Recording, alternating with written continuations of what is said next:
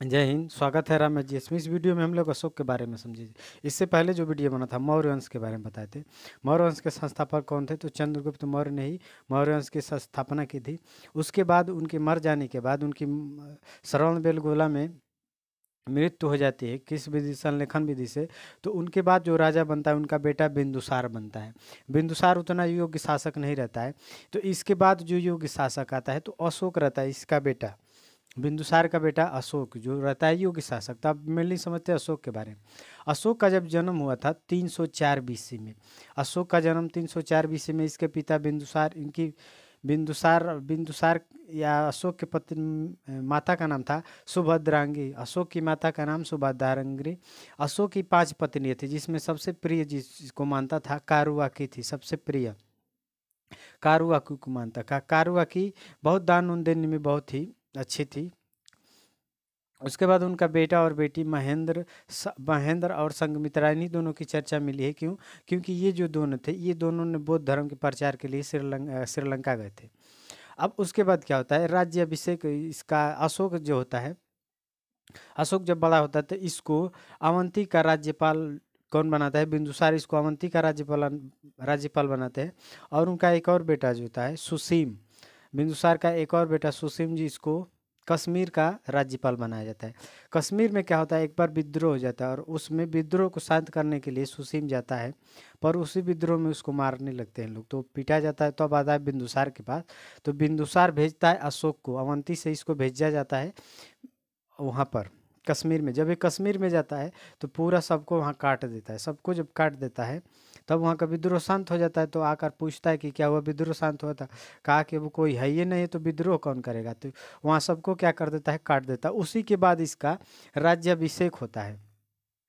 जब वो जीत कर आता है तो उसके बाद राज्याभिषेक, इसके कुछ वर्षों के बाद इसका राज्याभिषेक होता है। तो राज्याभिषेक 269 बीसी में होता है इसका। 269 बीसी में इसका राज्याभिषेक होता है। 269 बीसी में इसका राज्याभिषेक होता है। और उसके 8वें वर्ष एक कलिंग युद्ध करने चला गया। कलिंग युद्ध करने क्यों गया? क्योंकि उसको हाथी चाहिए थे और वहाँ हाथी बहुत ज़्यादा मात्रा में थी कलिंग में। कलिंग का उस समय राजा जो था नंदराज था। जब कलिंग युद्ध करने गया तो कलिंग युद्ध में सबको एकदम मार दिया, सबको मरवा दिया। उसकी सेना भी वैसे ही थी, सबको मार दी, सबको काट कर एकदम बिछा दिया। जब उसको देखा, युद्ध के बाद जब देखा वो, तो उसमें औरतें और बच्चों को लाश को देखकर उसका मन परिवर्तित होने लगा। किसका? अशोक का। उसने कहा कि मैंने बहुत गलत किया, बच्चे और बूढ़े और औरतों को मार दिया। तभी से वो बहुत टेंशन में रहता था। धीरे धीरे धीरे धीरे बहुत टेंशन में होते होते बहुत इसके बारे में बहुत सोचता, हरदम वो फील करता था कि मुझसे गलती हो गई है। तो उस समय राजा कौन था? तो नंदराज था। इसकी जानकारी कैसे मिली है? तो खारवेल के हाथी गुम्फा अभिलेख से मिली है। और इसकी जानकारी, कलिंग युद्ध की जानकारी किससे मिली है? तो 13वें अशोक ने 13वें अपना शिलालेख लिखवाया, तो उसमें भी बताया है कि युद्ध में कैसे कलिंग का युद्ध हुआ, किस लिए हुआ और क्यों हुआ, उसी के बारे में इसमें चर्चा की गई है। तो कलिंग युद्ध के बाद अशोक का क्या होता है, हृदय परिवर्तन होने लगता है, बहुत टेंशन में रहता है। जब घर आता है वो, तो देखता है अपने घर में, तो उसका एक भतीजा रहता है जिसका नाम होता है निग्रोध। निग्रोध उसका भतीजा, वो देखता है बहुत शांत रहता है था। तो पूछता था, अशोक पूछा है उससे कि तुम इतने शांत क्यों हो? तो उसने कहा कि मैंने बौद्ध धर्म अपनाया हुआ है और उसमें अष्टांगिक मार्गों को निभाना पड़ता है, उसके बारे में बहुत बताया। तो उसने बताया कि मैं तो इतना जानता नहीं हूँ। तो वो कहा कि चलिए मैं आपको लेकर चलता हूँ। एक हमारे गुरु हैं उपगुप्त, उनका नाम था उपगुप्त, गुरु नहीं थे, एक भिक्षुक थे, पर उनको जानकारी थी। तो अशोक गया इनके पास, तो इन्होंने उसको, अशोक को बौद्ध धर्म के बारे में बातें बताई, शिक्षा दिया। अशोक ने कहा कि बौद्ध धर्म बहुत अच्छा है। अशोक ने अपना लिया कौन सा धर्म? बौद्ध धर्म। जब अशोक बौद्ध धर्म अपना लिया, अशोक ने बौद्ध धर्म अपना लिया, तो कुछ वर्षों के बाद अशोक क्या करता है, राज्यपाल छोड़ देता है। तो उसका उत्तराधिकारी बनता है इसका अशोक के बाद जो उत्तराधिकारी बनता है कुणाल, इसी का बेटा होता है। इसकी 5 पत्नियां होती है, तो उसमें से किसी का एक लड़का था कुणाल। इसका कुणाल क्या होता है, ये बनता है कौन? राजा। अब क्या करता है, 8वें वर्ष से अशोक क्या करता है, धम्म यात्रा चालू कर देता है, यात्रा करने लगता है। जहाँ जहाँ बौद्ध मंदिर होता है वहीं पर वो यात्रा करने, 8वें वर्ष से हुई वो यात्रा करने निकल जाता है। राज्याभिषेक के 8वें वर्ष वो गया पहुंचता है। राज्याभिषेक के 8वें वर्ष वो गया पहुंचा। गया पहुंचा गया पहुंचा वहाँ यात्रा पर गए। अशोक चाहता तो बौद्ध धर्म सबको अपनवा लेता, सभी लोग अपना लेते, क्योंकि सभी लोग उससे डरते थे, जानते थे कि कलिंग युद्ध कैसे मारा था, कलिंग युद्ध में कैसे मारा था, तो लोग उससे डरते थे। पर उसने किसी को टॉर्चर नहीं किया, कहा कि जिसका जो मर्जी वो धर्म अपना सकता है। और 20वें वर्ष वो लुम्बिनी पहुंचा। लुम्बिनी जब पहुंचा तो तीर्थ टैक्स वहाँ बहुत ज़्यादा लिया जाता था, तो जब वहाँ पहुंचा तो तीर्थ टैक्स उसने कम कर दिया, तीर्थ टैक्स ने कम कर दिया। कब पहुंचा? तो राज्याभिषेक के 20वें वर्ष वो लुम्बिनी पहुंचा। वहाँ से जब वो लौटा तो अशोक ने अपने बेटा और बेटी संघमित्रा, इन दोनों को कहाँ भेजा था? अशोक ने अपने बेटा बेटी महेंद्र और संघमित्रा को श्रीलंका भेजा। श्रीलंका में क्यों भेजा? बौद्ध धर्म के प्रचार के लिए श्रीलंका में भेजा। और सिंघलिया वंश के राजाओं ने, सिंघलिया वंश चलता था, उन लोगों ने क्या किया? बौद्ध धर्म अपनाया। आज भी वहाँ पर 80% बौद्धिस्ट लोग हैं श्रीलंका में। तो प्रचार के लिए किसको भेजा? बौद्ध धर्म के प्रचार के लिए महेंद्र और संघमित्रा अपने बेटा बेटी को। अशोक ने बहुत सारे स्तूप बनवाए, जिसमें 84,000 स्तूप बनवाए, जिसमें से फेमस है प्रमुख स्तूप सांची का स्तूप, और दूसरा जो बनवाया था सांची का स्तूप, और शांति स्तूप जो बिहार में बनवाया था। अशोक ने क्या किया था? बराबर की पहाड़ी में 4 गुफा बनाए, जिसका नाम था कर, चोपड़ा, सुदामा और विश्व झोपड़ी। कौन सी गुफाएं? तो कर्ण, चोपड़ा, सुदामा और विश्व झोपड़ी। बराबर की पहाड़ी में 4 गुफाएं बनवाए, और वो 4 गुफाएं किसको दे दिया? तो 4 गुफाएं आजीवक संप्रदाय को दे दिया। आजीवक संप्रदाय के संस्थापक कौन थे? तो मोगलिस पुत्तिस गौसाल जो था आजीवक संप्रदाय का संस्थापक था। इसी के समय में तीसरी बौद्ध संगीति हुई थी। 255 BC में यही अध्यक्ष था मोगलिस पुत्तिस गौसाल, और अशोक के शासनकाल में तीसरी बौद्ध संगीति हुई। इसके बाद जो शासक था कुणाल ने भी अपने समय में नागार्जुन गुफा प्रदान किसको कर दिया था? तो आजीवक संप्रदाय को इसने भी नागार्जुन गुफा प्रदान कर दिया था। अशोक किसको मानता था? तो बौद्ध धर्म को मानता था, पर वो किसी भी धर्म के खिलाफ नहीं था वो, इसीलिए वो आजीवक संप्रदाय को ये गुफाएं प्रदान कर दी थी, कर, चोपड़ा, विश्व झोपड़ी। और उसका बेटा भी जो था कुणाल, वो भी नागार्जुन गुफा किसको? आजीवक संप्रदाय को दे दी। तो ये कहता था कि आपको जो धर्म मानना है मान लो। ये सभी धर्म में समानता सभी धर्म को समान मानता था। अगर चाहता तो बौद्ध धर्म एक बार कहता तो सभी लोग बौद्ध धर्म अपना लेते, पर उसने जोर नहीं दिया। अब चलिए हम लोग, इसने अशोक ने क्या किया? शिलालेख लिखवाए, 14 शिलालेख लिखवाए, और शिलालेख इसके बहुत ज़्यादा, 14 शिलालेख लिखवाए और 20 शिलालेख छोटे लिखवाए। तो चलिए अब हम लोग देख लेते हैं शिलालेख, अशोक के शिलालेख, यानी वो संदेश दिया था, कौन कौन सा संदेश दिया था, चलिए उसके बारे में अब हम लोग देख लेते हैं। चलिए देखते हैं अशोक के अभिलेख के बारे में। अब अशोक ने अभिलेख 14 शिलालेख लिखवाए थे। अभिलेख के बारे में समझते। अभिलेख क्या होता है? अभिलेख किसी पत्थर पर खोद कर लिख देना, वो अभिलेख हो जाता है। तो अशोक अपना संदेश पत्थर पर खोद कर लिखवाता था, उसी को हम लोग क्या कहते हैं? अभिलेख कहा गया।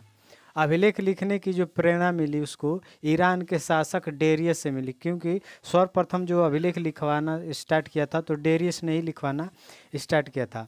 अशोक ने ये सभी शिलालेख लिखवाए। कौन सा? शिलालेख, स्तंभलेख, गुफालेख, भित्तिलेख। शिलालेख क्या होता है? तो शिलालेख पत्थर पर लिख देना, वो शिलालेख होता है। आजकल देखेंगे तो रोड के किनारे लगा रहता है, उस पर लिखा रहता है, जो रोड बनवा रहता है वो लिख दिया रहता है और गड़वा देता है, वो हो जाता है शिलालेख। स्तंभ लेख पिलर पर लिख देना, पिलर पर लिख देना क्या हो जाता है?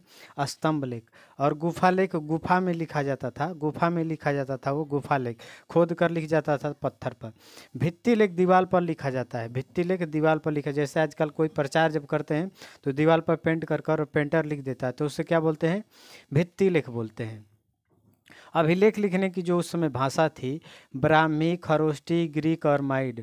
सबसे ज़्यादा जो अभिलेख लिखे गए हैं सबसे ज़्यादा तो ब्राह्मी लिपि में लिखे गए हैं, और खरोष्टी लिपि में जो लिखे गए अभिलेख वो पाकिस्तान में मिला है। ग्रीक और माइड जो मिला है तो वो अफगानिस्तान में मिला है। तो ये 4 भाषाएं मुख्य थी। सबसे ज़्यादा किस में लिखे गए? तो ब्राह्मी भाषा में, क्योंकि उस समय वही भाषा चलती थी, इसीलिए ज़्यादा अभिलेख उसी में लिखे गए। अशोक के बाद जो उसका उत्तराधिकारी अशोक के अभिलेखों को सबसे पहले खोजा गया था 1750 ईस्वी में खोजा गया। पादरेटी फैंथलर ने खोजा था, पादरेटी फैंथलर ने खोजा। और अशोक के शिलालेख को जो पढ़ा तो जेम्स प्रिंसेप ने पढ़ा था। जेम्स प्रिंसेप ने सबसे पहले इसके अभिलेखों को पढ़ा। अभिलेखों में अशोक ने अपना नाम कहीं नहीं लिखा है, अशोक अपना नाम कहीं नहीं लिखा।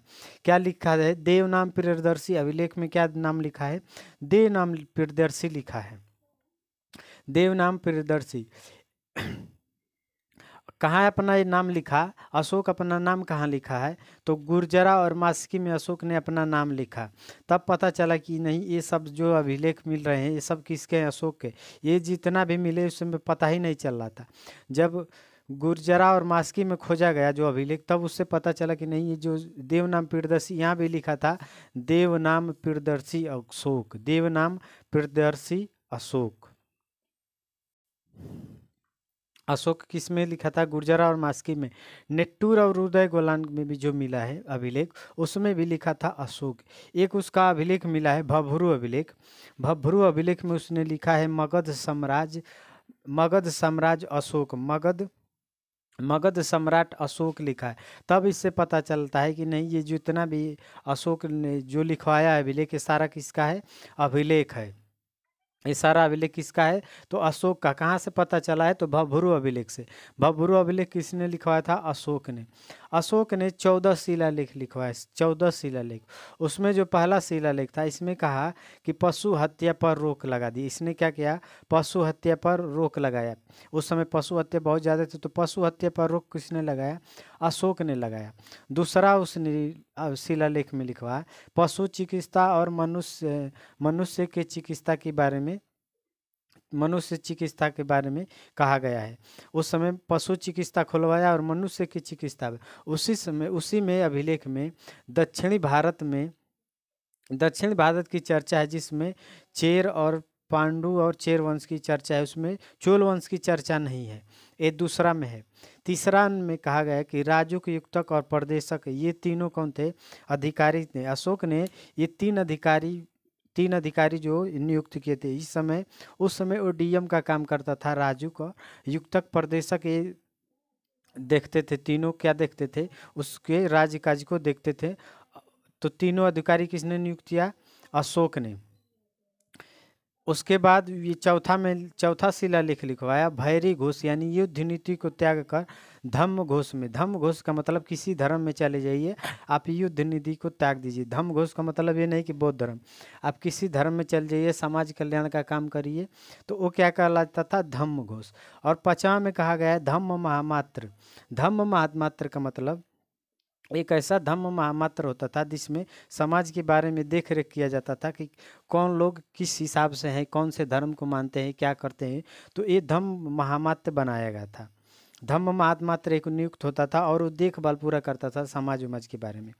और इसके बाद बनाया गया समाज कल्याण के लिए उसके अधिकारी उससे मिल सकते थे। ये छठवां में कहा गया कि समाज कल्याण के लिए उसके अधिकारी जो नियुक्त किए थे वो अशोक से मिल सकते हैं।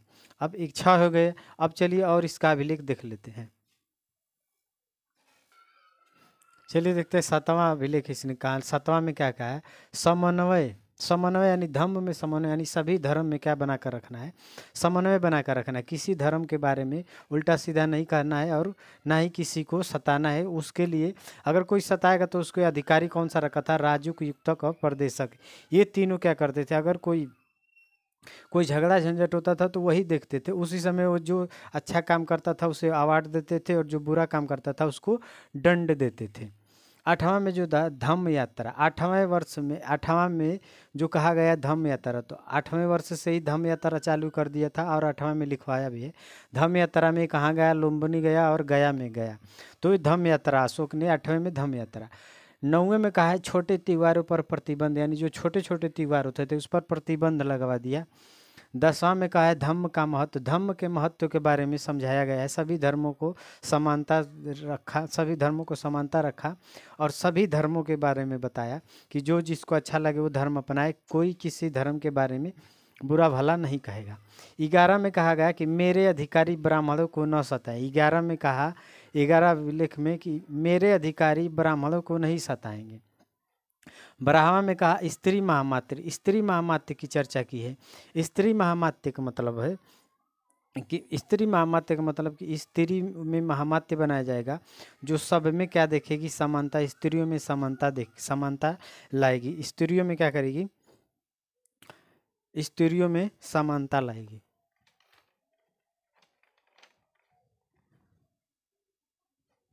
स्त्रियों में समन्वय बनाकर रखेगी। स्त्रियों में क्या करेगी, समन्वय बनाकर रखेगी, यानी स्थिति और उनकी स्थितियों में सुधार लाएगी। तो इसीलिए स्त्री महामात्र बनाया गया क्या, ताकि दोनों लोग में बैलेंस बनाकर चला। एक पुरुष में भी बनाया गया महामात्र और स्त्री महामात्र भी बनाया गया। 13वां में कलिंग युद्ध की चर्चा की। अशोक ने 13वां शिलालेख में लिखवाया है कि कलिंग युद्ध क्यों हुआ और किस लिए हुआ, इससे क्या प्रभाव पड़ा, उसके बारे में लिखवाया है। 14वां शिलालेख में कहा है, अशोक कहा है कि